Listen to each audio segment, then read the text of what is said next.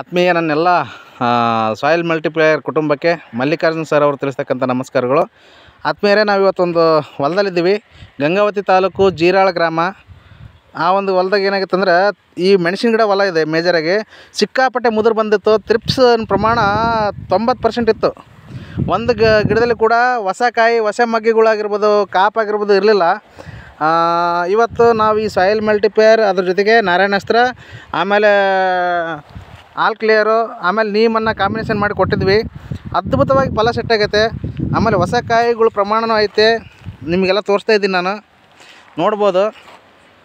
ಈ ಕುರಿತಾಗಿ ಈ ಹೊಲದ ಒಂದು ಓನರ್ ಏನಿದ್ದಾರೆ, ಅವರು ಗ್ರಾಮ ಪಂಚಾಯತಿ ಮೆಂಬರು, ಜೀರಾಳ ಗ್ರಾಮ ಪಂಚಾಯತಿಯ ಮೆಂಬರು.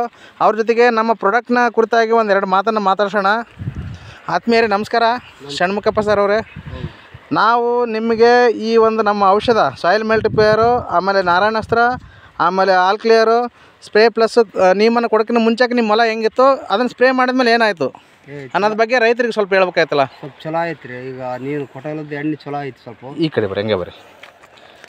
ಹಾಂ, ಈ ಕಡೆ ಮಕ್ಕಳಿಂದ್ರಿ ಚೆನ್ನಾಗಿ ಕಾಣೋದು. ಸ್ವಲ್ಪ ಈಗ ಎಣ್ಣೆ ಹೊಡೆದಾಗಲಿದ್ದ ಚಲೋ ಐತೆ ರೀ. ಎಣ್ಣೆ ಹೊಡೆದಲ್ಲ ಚಲೋ ಆಯಿತು. ಚಲೋ ಐತೆ. ಅದಕ್ಕಿಂತ ಮುಂಚೆಗೆ ಹೆಂಗಿತ್ತು ನಿಮ್ಮ ಹೊಲ? ಸ್ವಲ್ಪ ಭಾಳ ಮುಟ್ಟಿರುತ್ತೆ, ಸಿಕ್ಕಾಪಟ್ಟೆ ಮುದಿರ್ತು. ಅದ್ರ ಜೊತೆಗೆ ತ್ರಿಪ್ಸ್ ಹೆಂಗಿದ್ವು? ಜಗ್ಗ ಐತೆ ರೀ. ಜಗ್ಗಿ ತ್ರಿಪ್ಸ್ ಇತ್ತು. ಆಮೇಲೆ ಫಲ ಸೆಟ್ ಆಗಲಿಲ್ಲ, ಹೂ ಇರಲಿಲ್ಲ. ಹೌದೇನ್ರಿ? ಹೌದ್ರಿ ಹೌದ್ರಿ. ನಾನೇ ವಿಸಿಟಿಗೆ ಬಂದಿದ್ದೆ. ಈಗೇನಂತೀರಿ ಸರ್?